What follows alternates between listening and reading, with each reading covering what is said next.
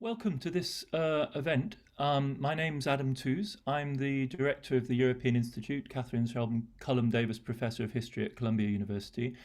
And I'm delighted to welcome you today to our discussion, Is Zero Growth the Wave of the Future?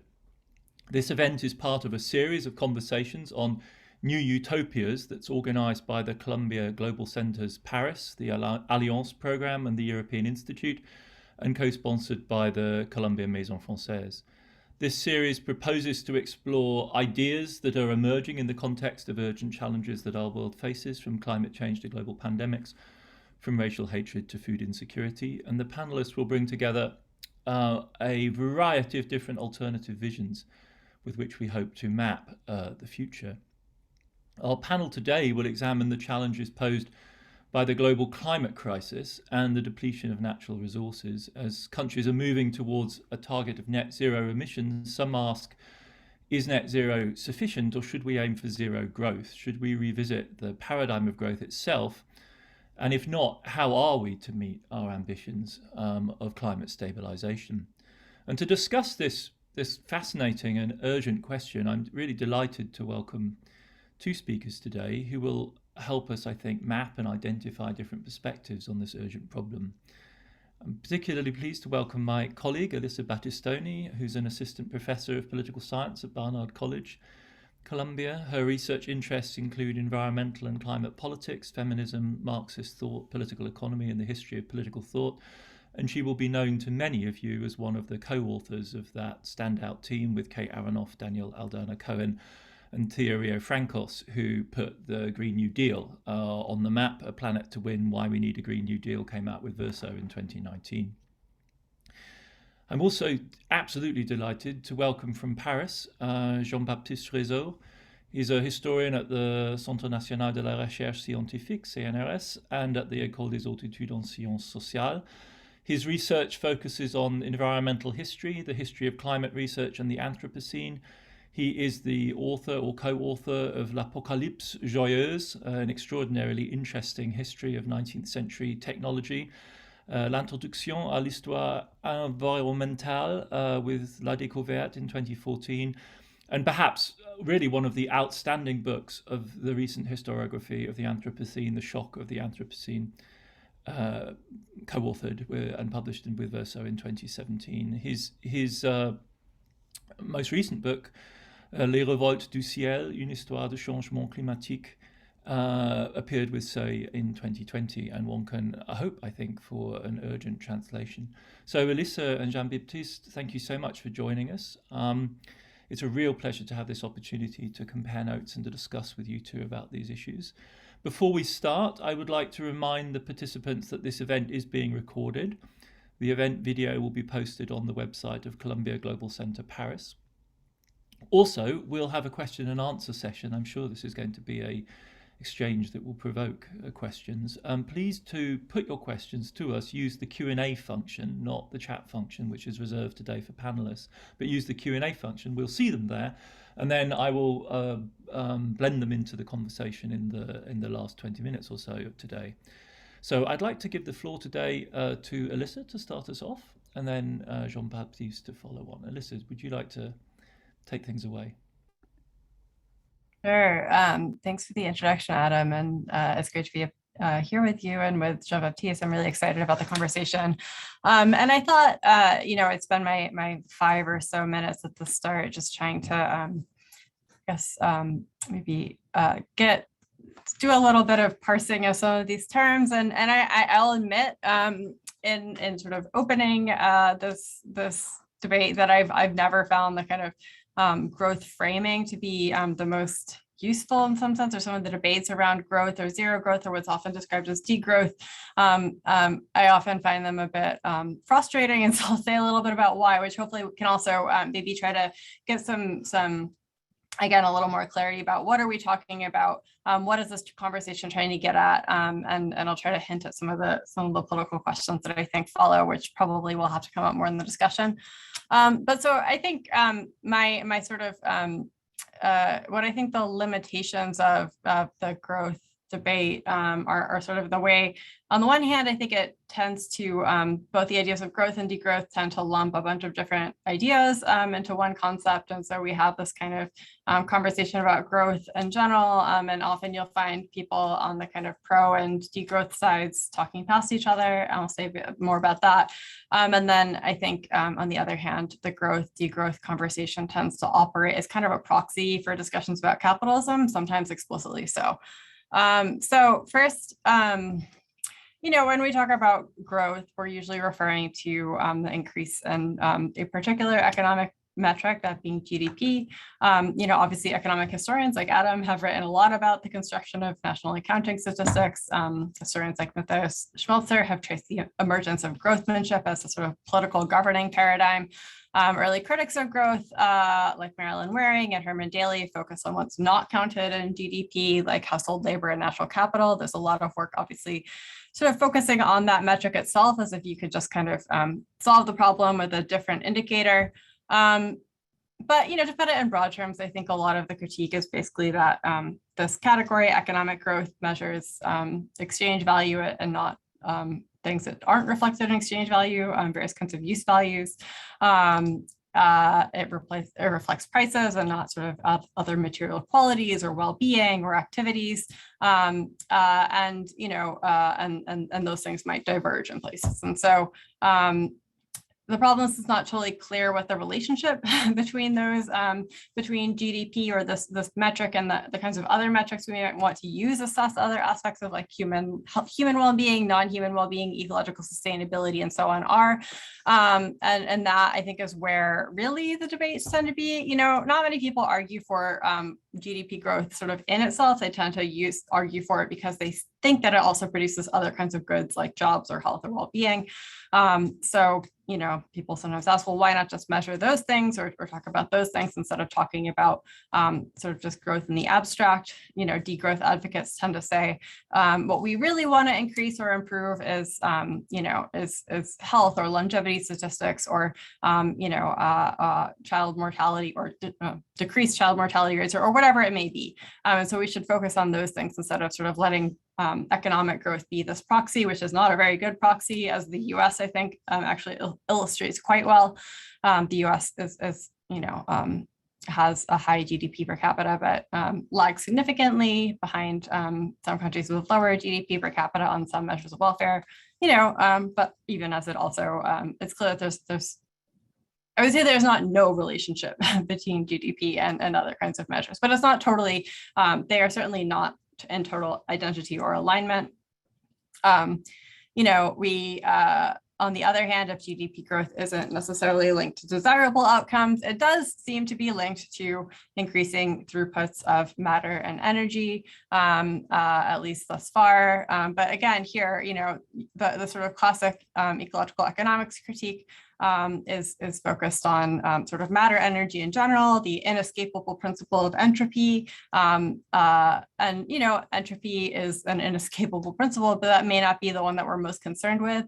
I'm sort of less concerned about the heat death of the universe at the moment than with other kind of more salient, immediately salient kinds of questions about which materials, which energy sources, and so on. So, we might want to break down this kind of idea that GDP always sort of uses more and more resources or more and more energy and so on, into thinking about what different kinds of materials we're talking about. So right now we might, I think, probably a lot of the focus is on the conversion of carbon intensive fuels to carbon dioxide emissions. I think it's probably more plausible that kind of material entity can be decoupled from GDP growth than that material throughput in general can be decoupled from GDP growth, but not totally assured. So anyway, these are just a few places. I mean, there's a lot more examples we could give or sort of things we could talk about in terms of, on the one hand, does this metric produce the things that we want? On the other hand, is it necessarily producing the things we don't want? But I do think that sometimes the broad category growth can lump them all together a bit, and sometimes you will see growth and degrowth advocates acknowledge that actually, yes, we're talking about different things. We mean different things by this. So hopefully, like at least putting this on the table we can try to avoid some of that talking fast. At the same time, there is, I think on the other hand, as I mentioned, and I'll try to just to wrap up relatively quickly here so that we have plenty of time for discussion. But, the other reason I mentioned that I find the growth degrowth debate sometimes obfuscating is that I think it does tend to serve as a proxy debate about capitalism, which doesn't actually mention capitalism. So sometimes this is by design. So Jason Hickel, for example, who's a major degrowth advocate, has said, he sees degrowth, talking about degrowth as a way of talking about capitalism for people who don't already sort of see themselves as critics of capitalism, which is fair enough. I think I get like the sort of attempt to make this in some ways a more practical or concrete sort of thing people can think about to try to articulate some of the what he sees as the ways that society could be different without necessarily having to take it to some more abstract systemic analysis. But I think sometimes when it says at that register, it takes on a weirdly technocratic character, as if you could just turn the growth knob up or down, absent of the other social changes. And that I don't think is how it works. There are a lot of political challenges with thinking about how what it might mean to live in a zero growth world, certainly within a capitalist world, even as we might be heading in that direction, not necessarily in the sense that degrowth imagines. I think there are a lot of interesting political questions that the prospect of sort of managing low growth or less growth raises, and I'll sort of save those for the broader discussion. But I do want to just raise one more sort of point to the overarching theme of this seminar series, which is around utopia. And I do think that I'm not sure that I think either growth or zero growth is a good framework for thinking about utopia. I think a utopian world will probably be one in which the category growth might not apply. It is, it's a category that's supposed to describe certain aspects of an economy. It's a historically specific sort of idea. I'm not sure that if we are thinking about reorganizing the world and sort of in the sense that utopia means, that growth would really be the way we would want to describe the way we assess that society at all. And so I'll just sort of close with that thought on what zero growth or growth would mean in that kind of utopian imagination, and turn it over to Jean-Baptiste. Hello, everyone. We have to talk seriously about not only zero growth, but degrowth, actually. I was a bit puzzled by the way the debate was introduced. Should we aim for decarbonizing, or even we should aim for zero growth? No, we should aim for decarbonizing. We don't aim for zero growth in itself, of course, but the next step, when you look at what decarbonizing the economy means, you immediately reach the conclusion that the reduction of the production of material goods is inescapable, especially for rich countries. One way to reach this conclusion is to reflect on another notion, which is the idea of energy transition. The story goes that to solve the climate issue, we have to do an energy transition to decarbonize the economy by 2050, right? And in this idea of energy transition, I think that history of energy has played an important and probably negative role. What I mean is this idea of energy transition is based on a wrong history of energy. The story goes that in the past, we have done energy transition, and we will just have to do yet another energy transition to decarbonize the economy and solve the climate crisis. So the story goes that in the past, in the 19th century, there was a shift from wood to coal, or from an organic economy to a mineral economy, and then a shift from coal to oil. But this is just false, right? The so-called industrial revolution is not a transition from wood to coal. The consumption of food in every industrialized country increased during the 19th century, even to produce energy. If you take Britain in the 20th century, just to support the roof of the coal mines, we are talking about thousands of kilometers of galleries, they consume much more wood than Britain did burn in the 18th century, right? And there is not a substitution, a relationship of substitution between wood and coal. It doesn't work like this. It's a symbiotic relationship. The more you consume coal, the more you use wood for all sorts of different reasons. And the same goes in the relationship between coal and oil. The idea that there is a shift from coal to oil in the 20th century is rubbish. For a very simple reason, oil, I mean, to be a bit rough, mainly it serves to run cars, but just to produce a car, you need a lot of coal. And then to change all the roads, because once you got car, you have to pave the roads. And so you need a lot of concrete, and to produce concrete, you need a lot of coal, right? So there is a symbiotic relationship between coal and oil, okay? And that's why, if you take the case of the United States, the peak coal production is 2008. It's not far away in the 19th or even the 20th century, right?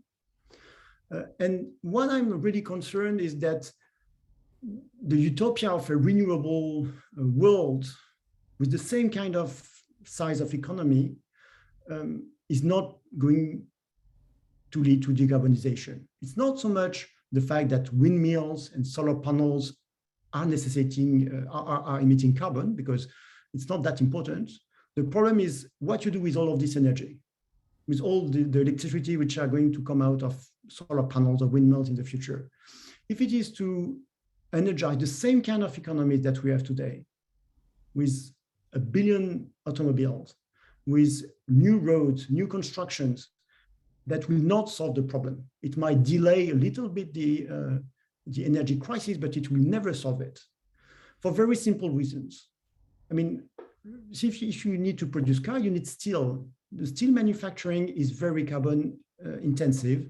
And there is a recent article showing that there is a great stability over the 60 last years in the carbon intensity of steel globally.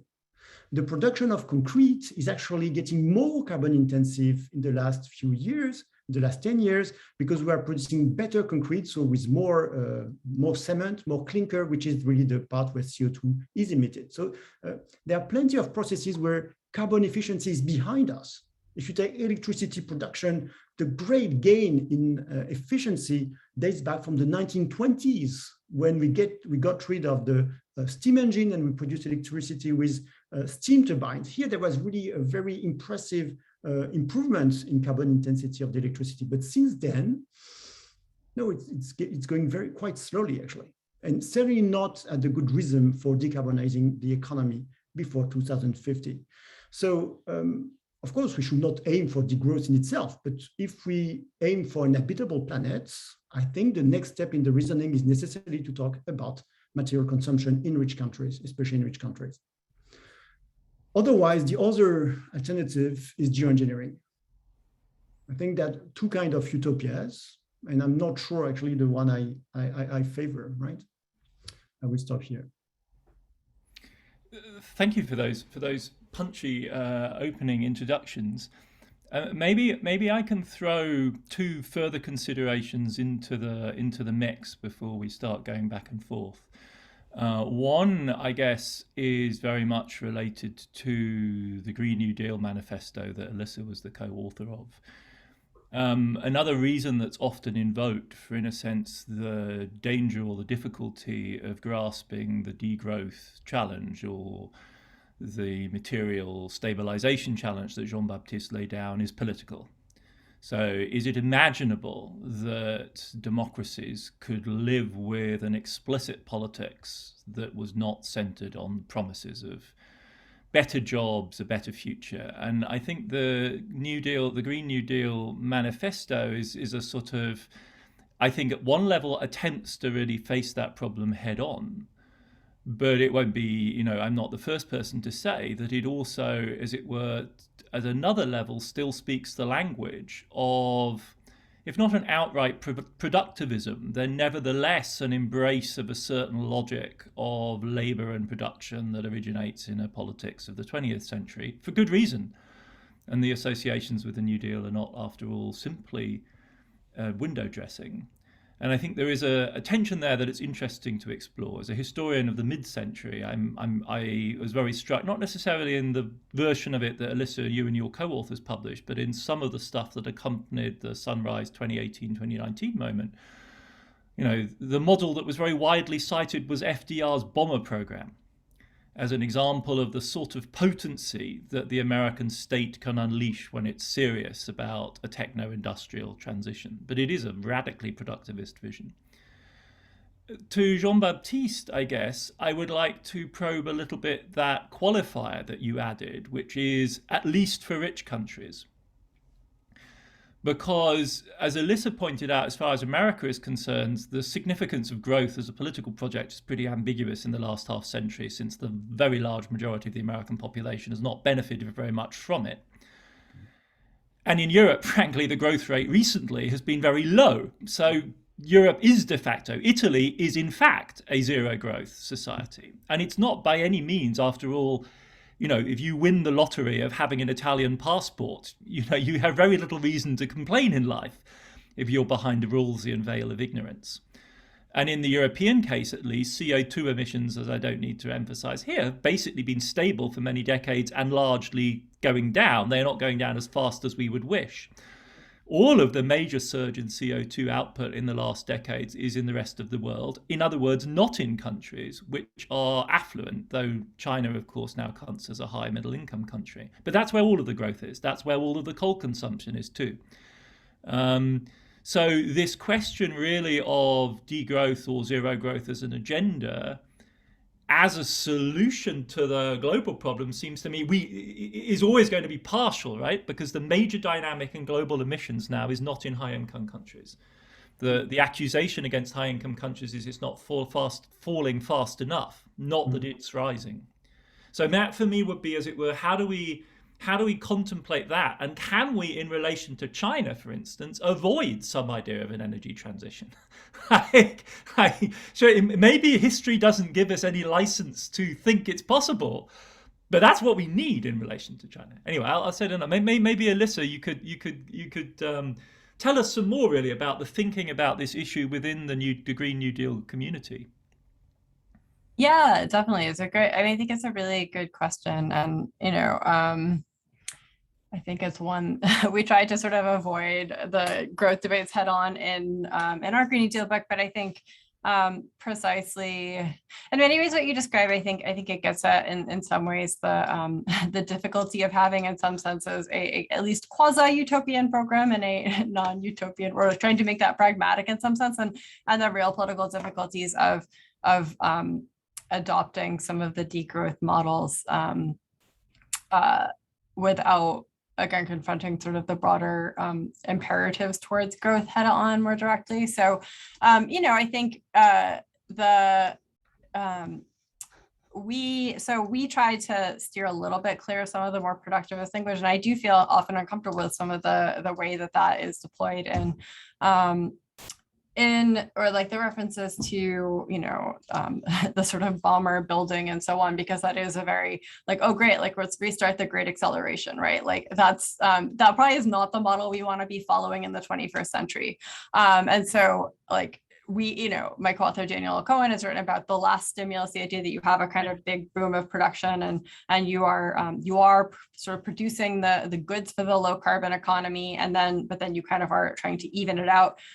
Of course, like we don't really know how to do that, evening it out. And I'm not sure that there are a lot of great, like that's where I think the political challenges are really difficult, because the history of sort of degrowth is probably what people would tend to associate with, not with degrowth as people who articulate degrowth understand it, but I think the sort of the anxiety is about what we might talk about as deindustrialization, with sort of job loss and so both like loss of private employment, but then also loss of state revenue. So you have both, lower employment, less ability of the state to sort of fill in the gaps, the sort of general a sense of that the loss of sort of some of these like productivist industries necessitates decline. And certainly the degrowth people argue that doesn't have to be the case. but I'm not sure that we have a great way. There are a lot of great instances of managing that kind of the zero growth model. I mean, as you know, we are sort of, I think, experiencing the politics of at least low growth and in some places zero growth in Western Europe, in the US and Japan notoriously. And the sort of, what level of I guess, like, how can you sustain sort of elements of, say, the welfare state or sort of good public provision and so on, absent some of these sort of more sources of absent the kinds of growth that have historically sort of built that in the first place. And I think this is again where the question of how far can you sort of choose to degrow within capitalism, I think is a really difficult question. And, in some ways, I think the Green New Deal is trying to straddle that. Certainly, I think our book, well, there are versions of the Green New Deal that are probably trying to green capitalism. I think our book is probably trying to straddle the more radical critique. And but I don't know if we succeed in that. I think that's actually really difficult to do. And to some degree, I think, the degrowth, there are a lot of pragmatic or practical kinds of versions of you can have a lot of, sort of things like public consumption, public goods, collective consumption in places, sort of privatized consumption that can address some of the problems that I think Jean-Baptiste is identifying in terms of you can have sort of a higher quality of life that's reducing some of the material intensity of rich world life, and that might be able to address some of the questions you raise, Adam, around can you ask people to support a political program that seems to be about less? Does it have to be, and this is where the question of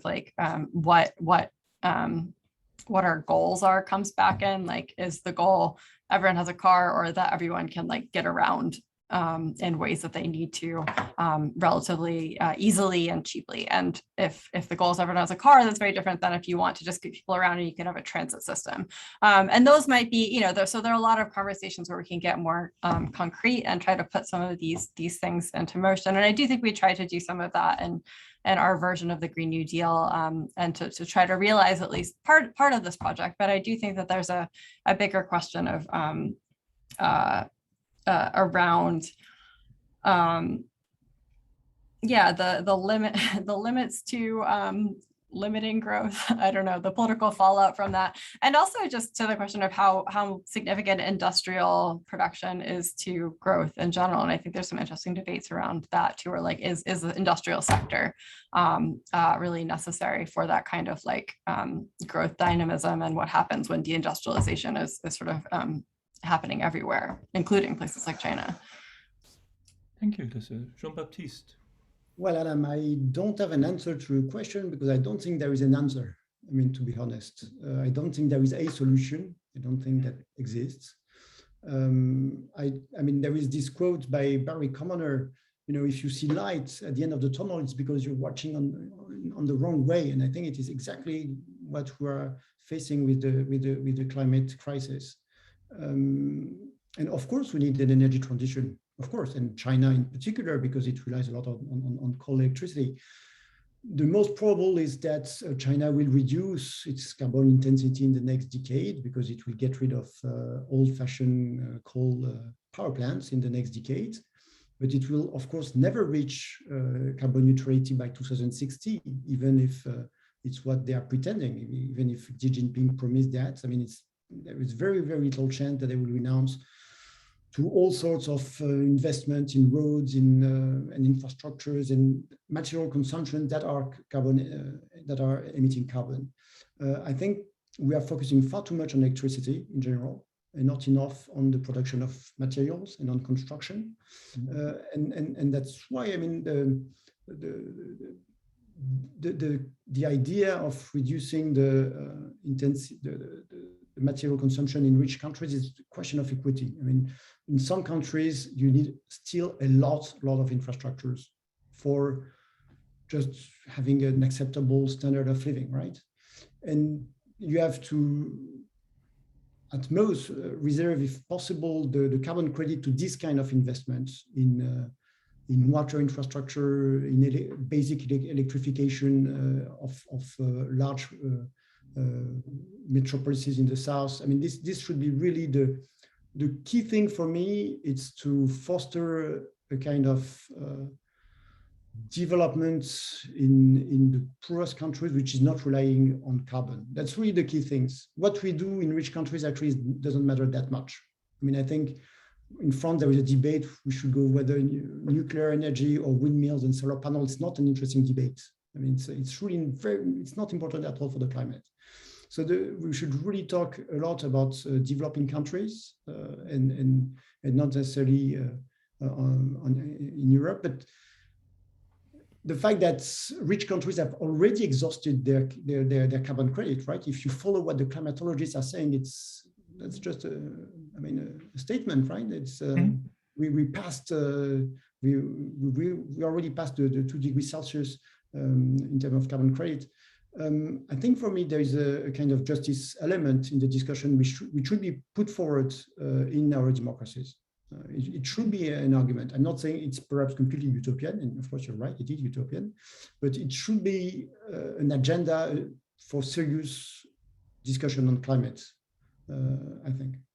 What's really interesting is that the German Supreme Court, in a ruling last year, invoked the issue of the carbon budget and its rapid exhaustion, not just as a matter of global justice, which of course preeminently and is classically the way it's framed, but also intergenerationally, right? That the failure of the then Merkel government to act more swiftly basically foreclosed options for those born in the very short term, like, born from 2025 out, and then invoking the fundamental guarantee of freedom offered by the German constitution, said that essentially they were in violation of one of the most basic rights of the German population and demanded more urgent action. So it's interesting to see that's how that's operating. I wonder whether lurking in the background here, Jean-Baptiste, in your really fantastically interesting papers on the history of thinking about energy transitions, along with the idea of displacement, which is this idea that first there's wood and then there's coal and then there's petrol and then there's renewables, or then there's atomic and then there's renewables, and they succeed each other in a series of waves, which is a bad habit of historical thinking you see in lots of different areas. Power as well, hegemonic succession comes in a similar way. The underlying it is also an interesting story, aren't they? A set of stories about technological development. Because if the tone of our conversation so far has been quite bleak, and that's not the prevailing tone in certain areas of the climate discussion right now. In fact, people are absolutely gung ho, in part because of the electricity story, right? Because there's just been these stupendous gains in efficiency in solar and wind, and we ride those learning curves, then in fact, history provides no guide, right? Because in a sense, the radical innovations you're unleashing are so huge. But when you dig into them, history does provide a guide, because they in fact all assume in their modeling that technology follows an S-curve, right? And this S-curve is a remarkable thing. It's actually justified as having no theory. So it's justified as simply being a historical empirical regularity that's got too many causal vectors explaining it to be summarized by any known social theory. So the smart thing to do is simply accept it as a fact of sort of collective human nature. And then you project that onto the available technologies right now. And hey, presto, Xi Jinping's promise is not unrealistic at all. We can totally get that. But so where does this notion of the S-curve in technology come from historically? So it's really a key intellectual tool, this S-curve, the logistic curve. I mean, so the thing about it is it's slow initially, so you mustn't despair, but then it accelerates like a kind of wildfire and takes you to a completely different place, right? The thing, it works quite well in mapping the diffusion of technologies like cell phones and phone booths. If you plot an S-curve of the substitution curve of phone booths and cell phones, you got a very nice S-curve. I mean, you can't find any phone booths in many rich countries nowadays, and the mobile phone has taken the whole market, right? So it works quite well for technologies. It has been used intensively to map the future of technologies after World War II by the RAND Corporation in particular. And then it was taken up by a very original thinker called Cesare Malchetti. Cesare Malchetti is a really fascinating character. He's a nuclear engineer from Italy. And he's the one who started to use this S-curve to map the diffusion, not of technologies, but of energies. energy sources, right? At first, he's a bit dubious about what he's doing because it's quite a big step, actually. But he starts doing that in 1974, and he says it works quite well. And he starts to have fantastic prediction about what the energy mix will be in 2020, right? The thing that really worries me is that among energy prospectivists, futurologists of the 70s, he was one of the most pessimistic. He was working at YASA. YASA is a research center near Vienna, and they were very into nuclear energy. Okay, it was right after the oil shock, and the idea was that you can find a path where you get rid of oil and coal in 50 years because there will be nuclear energy, and especially nuclear breeders, reactors. And Cesare Marchetti is really pro-nuclear. He's one of the most pro-nuclear characters that I know, actually. He's one of the founding fathers of the hydrogen economy theory, that hydrogen will be the key to the energy market for nuclear energy. But once he started doing historical computation, he realizes that nuclear energy is starting from too slow. It will never grow fast enough to displace all fossil fuels in 50 years, right? So he's very pessimistic, actually, among energy futurologists. But in fact, he was far too optimistic compared to what has happened, right? Mm-hmm. For him, there wouldn't have been coal in 2000 or 2010. I can't remember exactly the exact date, but there shouldn't be coal right now, whereas coal is still extremely important as a source of energy. So this very crude model, which is false for a very simple reason, is because energies, it's what I explained at the beginning, they are not in substitutions. That might work for certain kind of technologies. It doesn't work in general for materials and energies. Raw materials are never obsolete. You can't, it's very difficult to find one example for raw material which has become obsolete. The same thing for energy. Mm-hmm. So, and I think that what made me very pessimistic in the end, and realizing that there were very serious debates about what is an energy transition in the 1970s. Mm-hmm. Cesare Marchetti is important. For instance, he's the one who convinced Nordhaus that climate economics was a very interesting problem. And in a way, Nordhaus is just formalizing with cost-benefit analysis the scenario of the YASA. It's better to wait. Like in 20, 30 years' time, we'll have good nuclear plants. It will be much easier. And we'll have more capital, more technological know-how. So the fact that the futurology of the 70s, the most pessimistic one, were too optimistic, I think that makes me very, very sad and depressed indeed. So the S-curve is really if you want a long history of the S-curve, and I will go very briefly, it's Raymond Pearl. He's a biologist from the US who is actually showing that the population of flies in a bottle follows such an S-curve, and then it is applied to all sorts of things already in the interwar period, actually. There are already some application on demography, of course, and then on technological forecasting, which was a huge thing in the 60s. Technological forecasting was really an important intellectual domain, an interesting one, actually, that I think we have forgotten. When you see in the IPCC chapter 4 reports, incredible curves where you got CO2 emission going like this for all through the 20th century, and then a sudden drop where you got an early cliff, like a vertical drop in CO2 emissions. Why? How can that happen, right? It's just pure, this is utopian for me. And then you've got the magic trick of what they call negative emissions, bioenergy, carbon capture and storage, and non-existing technology, where you're going to burn biomass, capture the CO2, put it under the ground. Even if the technology did exist, the time of diffusion would be enormous because there is no financial interest for doing this, right? It's much cheaper to just burn the fuel. Mm-hmm. So it's not that I'm pessimistic in nature. I've not born degrowth. It's really not the point. Is that just when you've got a little bit of historical background on what happens in terms of rates of diffusion of technologies, the history of energy in general, well, you are bound to be pessimistic about our capacity to decarbonize the economy by 2050. It's really tomorrow in energy terms. This is listening to Jean Baptiste. I'm reminded of why I love his book, The Shock of the Anthropocene, with Christophe Bonnet, as much as I do, because it's an extraordinarily productive synthesis in his thought between not just history in the sense of like Václav Smil or somebody like that, who in his own way is deriving law-like regularities that follow through, but in fact the awareness of an intellectual, cultural, political historian who enables us to see the relativity of our current framings and their relationship to past periods in a really radically eye-opening way. And in your papers, yes, I thought those discussions about alternative edges, I didn't know that the UN was already discussing them in the 1960s. I mean, I agree. There's something alarming about this.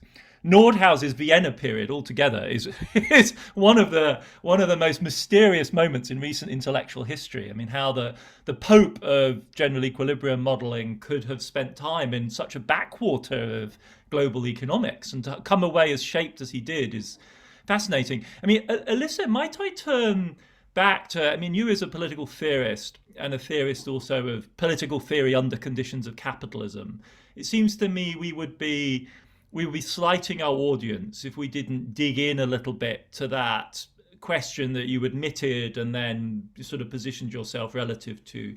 I mean, the degrowth question in relation to the history of capitalism, is this, or in relation to the forces of capitalism, is this essentially a way of speaking about the unspeakable, namely the end or the exit or the transition out?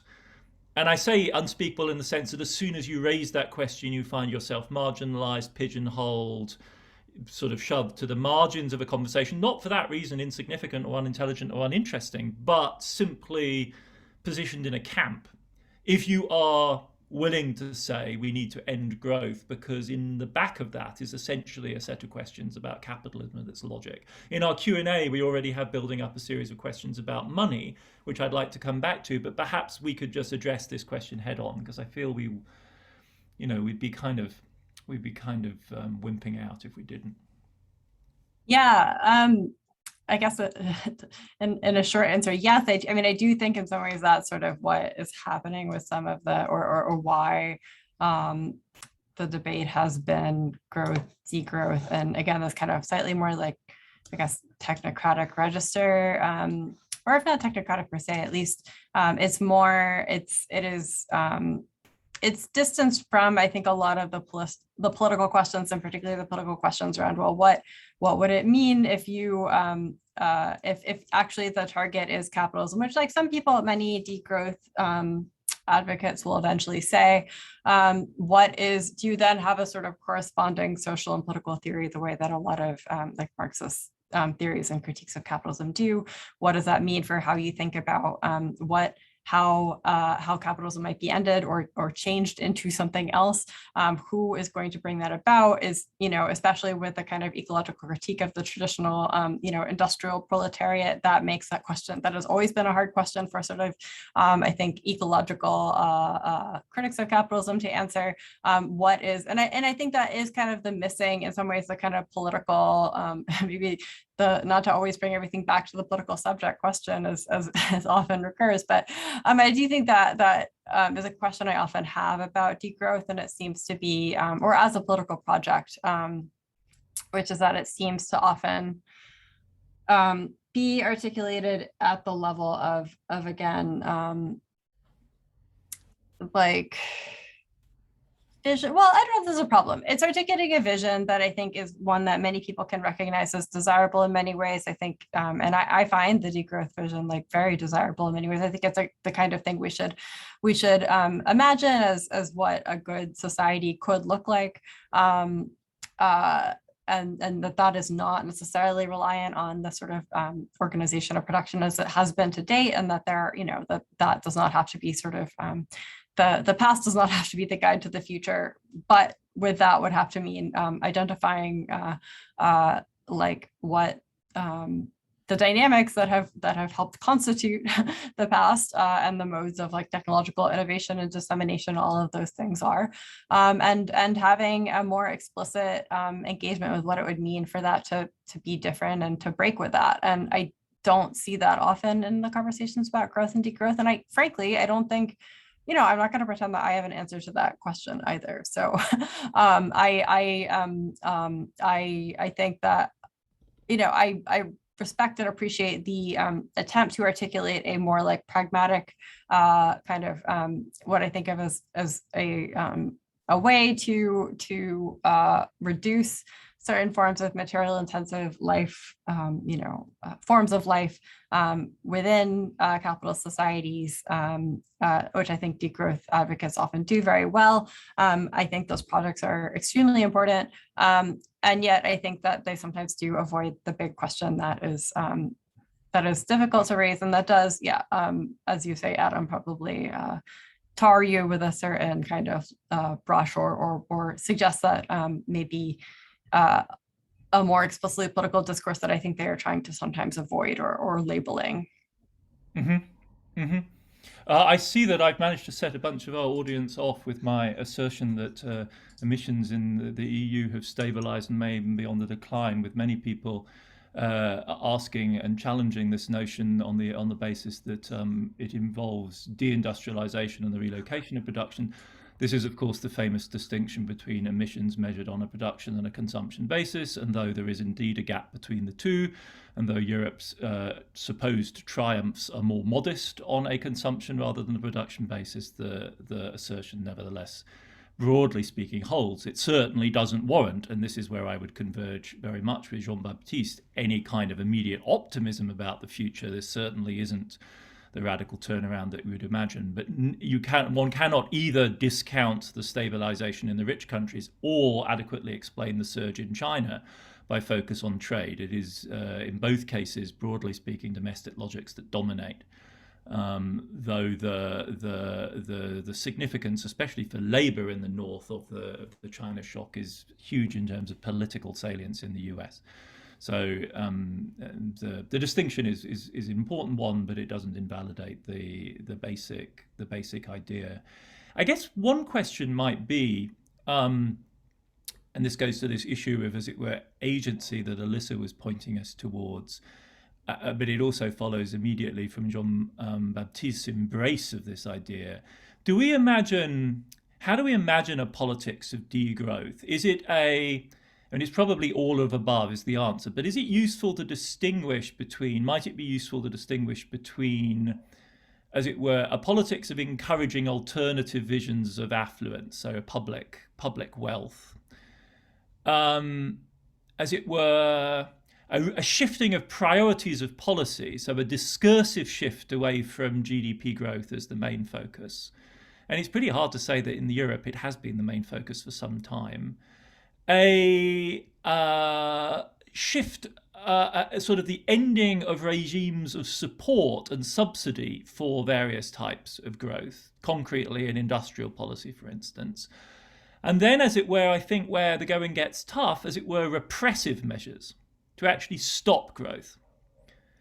And it seems to me that the global community of policy has ways of thinking about the first three, right? We can talk about new metrics. We can talk about alternative forms of prosperity. It's easy to agree we shouldn't be doing wasteful subsidies. But when it actually comes to getting real about the IEA's forecast, very much in line with you, Jean-Baptiste, in other words, there is no valid net zero scenario in which there is any further investment in new oil and gas fields, full stop, any, from now, right here, right now. That would imply a kind of prohibition. Mm-hmm. And I wonder whether that's part of, as it were, to make more concrete this antsiness about the relationship between capitalism and degrowth. There is also a question, isn't there, about, as it were, prohibition, whether it's form of regulatory prohibition, criminalization, or taxing out of existence. That would seem to be kind of the neuralgic moment. It seems to me we get serious about this when we start being willing to contemplate repression of some kind or another. No, I totally agree. I mean, when we start talking about rationing, it means that we'll start being serious about the climate issue. I mean, it's exactly the strange thing is that institutions are getting more radical than most academics nowadays. Yeah. I mean, the International Energy Agency has said we should stop oil exploration. I mean, this is an enormous thing. It's just the collapse of very powerful companies in France, in the US, everywhere. I mean, huge investments, Technip and other large companies, Schlumberger, I mean, one of the one of the heroes of French industrialization in the 20th century, right? So, I mean, it is really a strange moment where very serious institutions are getting much, much more radical than most philosophers or academics on these environmental issues. It's really a striking thing, I agree. So the question of rationing, I think, might be an interesting moments when it will emerge. I will just come back to the 70s, perhaps for the last time, but I was also interested reading about after the debate among economists after the first oil shock. There were discussions about should we just leave the price of oil increase, but then you create inflation, which is bad for the economy, or should we ration oil for cars? And many, I have one paper in memory explaining how it is more efficient to ration oil. Why? Because then there is a shift in the investment, in the consumption on other sectors, and you can manage that. Whereas if you just leave inflation going, then you've got a spiraling problems of inflation, salary rise, and so on and so forth. So what strikes me in the 70s, there was these kinds of discussion that we don't have nowadays.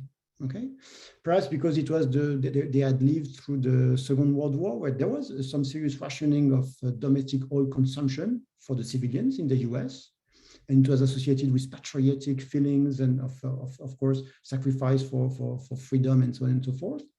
I don't know. What is true that in France, if you talk about rationing, immediately you've got Pétain, the collaboration period. So it's probably not that easy in France to talk about rationing, but. But we've had this conversation now in Europe right now. I mean, China and India both did load shedding in their electricity systems last year. And in Europe, there are plans right now, fully prepared plans for load shedding across the industrial system. In the event of a real gas war with Russia, there will be load shedding, which is rationing. The crucial thing is that you preserve, household consumption, and the Chinese have gotten quite good at this, where you preserve household consumption and simply shut off heavy industrial users. But given the variability concerns in the energy transition, intelligent load shedding is going to be, which is effectively a form of non-price allocation, is going to be a key component, right? I mean, we just probably need to think of a better vocabulary than rationing, which evokes bad memories. On the other hand, I wondered, we have a question here from Yanis about, and this might be a question also, a way of sort of digging into this, tangled problem that Alyssa and I have been going back and forth on about capitalism and degrowth. Yanis is asking about what the GDP metrics include, right? So they include waste and garbage. They also include unproductive and unearned rents. I mean, is this an avenue perhaps for unpicking? This is kind of where you started, Alyssa, with you said the idea was to disentangle these different elements so we get clearer in our heads, but a creative politics of degrowth might involve other moves, right? It could be a kind of disqualification or a revalorization. What do you think? There's some space there in which we could start moving the pile? I'm very sympathetic to the efforts to sort of reassess growth and develop new metrics. But I think my concern is that I think that has been actually the focus of a lot of sort of critics of growth and for a long time. And I just think that's sort of putting the pressure on the wrong, on what you're measuring instead of as if if you were suddenly measuring something different, then you would have a different phenomenon. And that might change some of the more governance oriented, again, if you're saying if GDP increase or the sort of equivalent is the goal of is a primary goal of the state, that's one thing. And if you're trying to say well, we actually should take these other things into account, or we need to set these other metrics as sort of equivalent goals in some sense, I think that's there's maybe more promise and something like that. But I just worry that sometimes it devolves into just new measurements and saying, well, waste and garbage production, for example, are will now count as like useful. But again, I think those are useful things. Household labor might be a useful thing, but I don't think it's, I don't think it's like producing value for capital. I don't think it's sort of in some of the questions around like what is driving, I was talking about industrialization. I just think that it's sort of it's mistaking sort of the force of where growth is coming from. But I do think that where it's important to disaggregate and get more specific is precisely on the kinds of things that you're talking about, that you and Jean-Baptiste are talking about around like what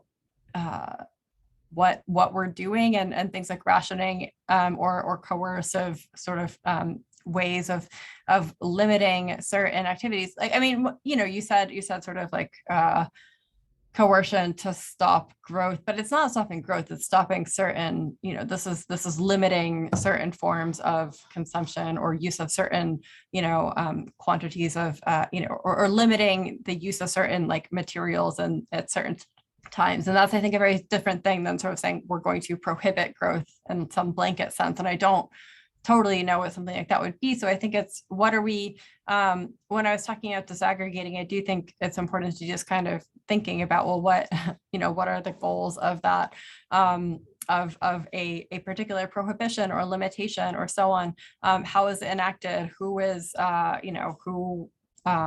who will continue to have access to this thing, maybe households, but not industrial producers. Like all of these questions, I think, are really interesting political questions that I don't think we can really answer at the level of sort of growth or even the growth metrics themselves. So, I think it's about, that's where I think breaking things down can be more useful.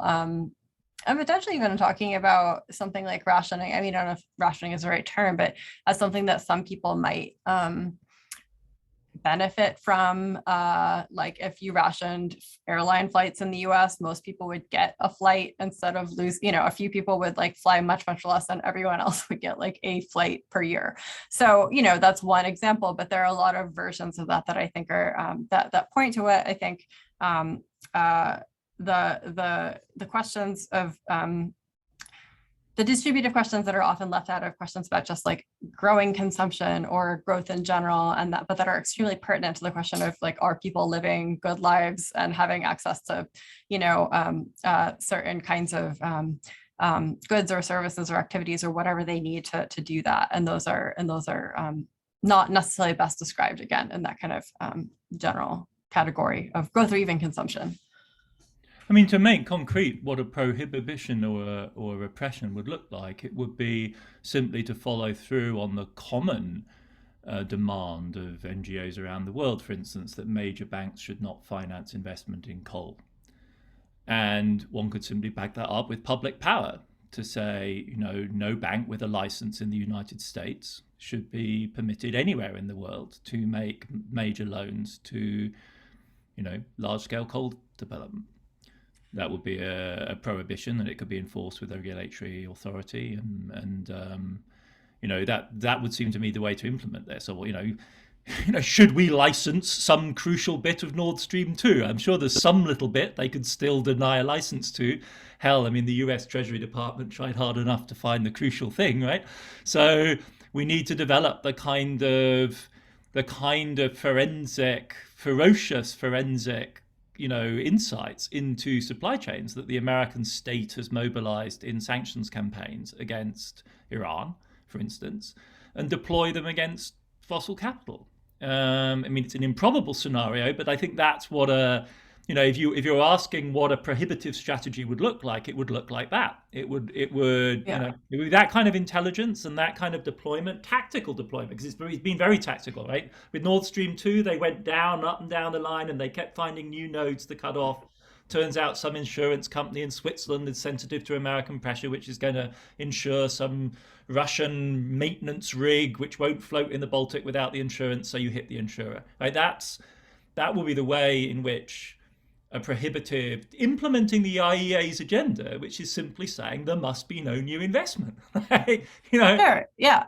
To be clear, I totally agree with all of that. But I think what I was responding to, maybe I just misunderstood the question, but I was understanding it as a question about prohibiting growth writ large, rather than this more exactly precisely targeted, like what are we prohibiting? And I think this is again where like not to just like reiterate this a million times, but I think like that kind of thing is not necessarily stopping like economic growth and the kind of the broadest terms that critics will sometimes describe. So it's like, what is the target of the prohibition, and what kind of, again, in this case, like what kind of material entity needs to be used less for what reasons, and like what, for what material byproducts that we want to stop generating. So I think that's just where I would want to be more precise. What I wanted to point out was rationing. The idea of a carbon card, for instance. This is interesting. This is the thing we should debate. For the moment, there is a fixation on carbon tax. It is the only political tool that is put forward by economists. The only thing they're talking about. Interestingly enough, there was an Exxon representative who was saying, Exxon suddenly started to finance a lobbying group for the carbon tax. Very strange. And then an Exxon representative was actually trapped in the discussion. And it explained that, of course, we're doing that because we know that no government will pass a carbon tax in the US, right? It's so unpopular. In a way, a kind of intelligent carbon card, where there is this idea of redistribution, of fairness, could be more acceptable than a carbon tax, which is just favoring the rich. If you pay the double, the triple of your fuel, you don't care if you are above a certain revenue, right? So I think that perhaps will make ecology much more popular and acceptable in large segment of the population. Listening to our conversation, you can't help thinking we sound frustrated. We sound, we're able to formulate the problem. It's very difficult to formulate the answers.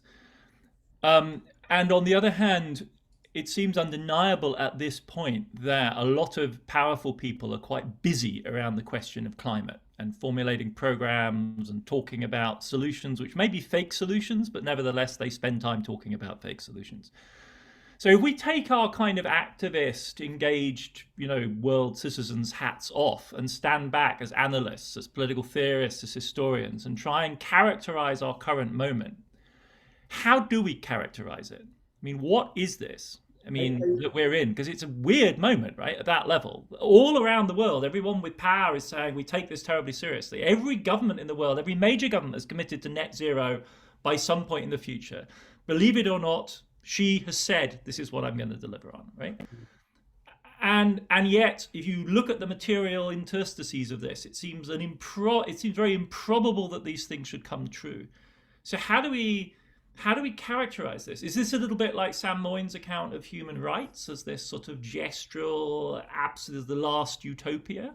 Mm-hmm. Or how do we, which is itself an effect of the emptying of the public space created by the failure of post-colonial development and neoliberalism and so on? That kind of is climate inside that moment. How do we characterize this state that we're in? It's a historic question, both I think for political theory, political economy, Alyssa's kind of like grasp, and yours, Jean-Baptiste. I think we shouldn't say that we have our activist hat, because as you pointed out, the International Energy Agency, which is not especially an activist institution, is saying some radical things. So we should really emphasize the fact that it's not activism, right? It's just taking seriously what the climatologists have been saying for 30 years, at least nowadays. Frankly, to characterize the situation right now, I would say that we are living a moment of yet and again a new kind of disinhibition. What I mean by this is we are realizing how serious it is, but we find ways to continue just like before.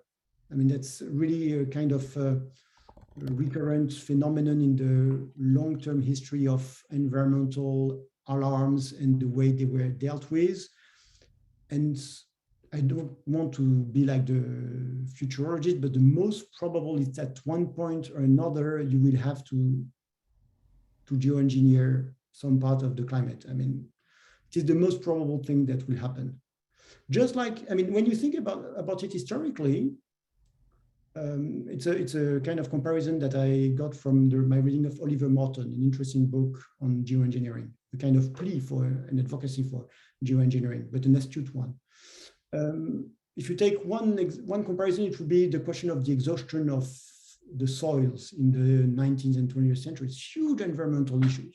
Most of the intellectuals at that time were talking about that.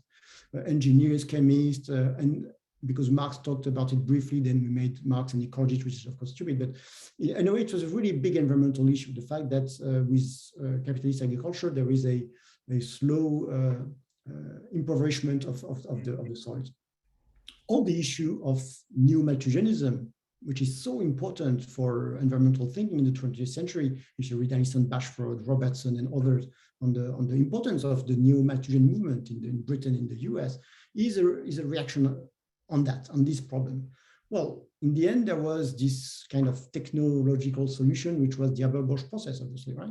Mm-hmm. And when you think about the Haber-Bosch process, it's an enormous thing. It's an artificialization of most of the agricultural soils in the world, right? And it's billions of investment. I don't know how much it is, but it's certainly a very, very expensive industry. In a way, in let's say 50 or 70 years, I don't know exactly when, I have no idea, but when we have really the big impacts of droughts, of perhaps famines, perhaps we will come to that. I mean, as a kind of palatable solutions where we are bound, I mean, we'll be obliged to do that. So what I'm worried is that we're going to talk a lot about what we should do about energy transition. There will be a slow decrease of the carbon intensity of major economies. But in the end, because net zero is a very difficult target to reach, in fact, when you look, I mean, we haven't talked about agriculture, right? Mm-hmm. Well, you've got 20% of the emissions who have not really any solution for that. I mean, methanes, nitrous oxides, we don't know how to reduce that, actually. I mean, except reducing consumption of meat, of course. It's the most probable outcome, I think, from a long-term historical perspective. It's fascinating. So you emerge as a sort of, right, I mean, it's fascinating to hear that from you, Jean-Baptiste. Alyssa, do you have I mean, with your kind of theoretically informed critic of capitalism's hat on, do you have is this just snafu situation, normal, all messed up, like, you know, another facet of capitalism's crisis tendencies, this one perhaps the final one? Or is there another way, perhaps, of grasping our current situation? That's a good question. I'm not convinced that climate change represents sort of a capitalist crisis in the traditional sense. I think it is it is potentially a crisis for, or it's certainly a crisis for an ecological and sort of social crisis in many ways, but whether or not that, or the extent to which that has repercussions for like the workings of capitalism itself, I think we are yet to see. Probably for some sectors, insurance notoriously, but not necessarily for sort of like, can capitalism, how far, you know, like habitable planet, yes, there are some basic necessities, but how far will sort of the effects of climate change impinge on the future functioning of capitalism? I'm not sure. And I do think, you know, in some ways, I do think that is one of the questions that is significant in thinking about what, you know, states are and are not doing, and what the sort of goals or promises and the gaps between those and what is happening to some degree. I mean, not to be overly like schematic about it. But, you know, I guess I'll say, I think that like within, there are a couple of kind of conversations that I think sort of end up converging on this point. And one is about, is climate change a crisis for capitalism? Is the ecological crisis the kind of a traditional like Marxian crisis, or is it like does it have really negative effects, but that are not going to destroy capitalism? Like, do you need to save capitalism from itself or not? And then another view of, how do you see the capitalist state operating? Is it sort of stepping in to sort of manage the crises of capitalism for it, and to sort of, manage the disparate interests of different capitalists and all of these things, or is it potentially usable towards other ends? And I do think we're kind of, I sort of seeing depending on which stance you take on each of those, I think you probably have a different view of whether, if you think that the state has to save capitalism from itself and climate change is going to destroy capitalism from inside, then you probably think that eventually the state will sort of do something. And if not, maybe you think it won't. And not to go down this sort of long discursive thing onto different like Marxist theories of sort of state and ecology, but I do think they're helpful in thinking about, well, what would we expect if we expected different things,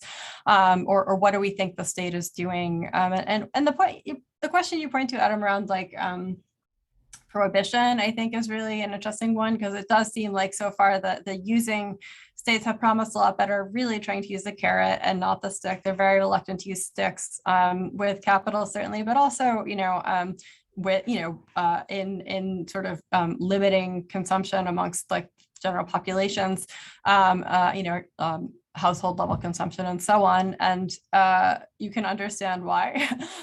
So there are, I think one of the interesting questions is like what it would take, and this goes back to like the kind of some of the political questions, what it would take to for the state to act more aggressively, to sort of undertake those kinds of prohibitions. I find it easier to imagine, I honestly, there's a lot of anxiety about like eco-authoritarianism, but I feel like they're not really examples of that historically. There aren't a lot of authoritarian states that are like ruling as like deep ecologists, for example.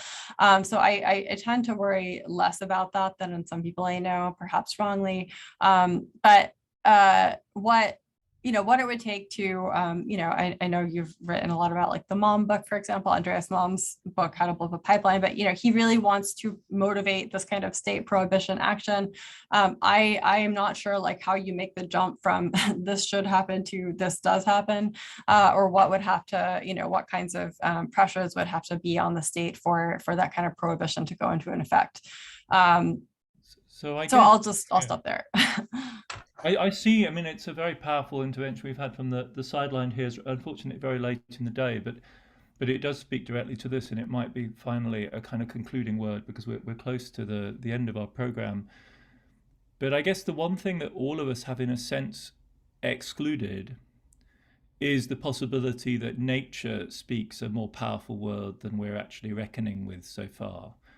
So in Jean-Baptiste's scenario, as it were, the climate problem turns out a little bit to be like the problem of ultimate soil erosion, which we overcome with some technological deus ex machina at some point. That comes along late in the day and after much damage is done, but in the end there is some saving mechanism that avoids the worst.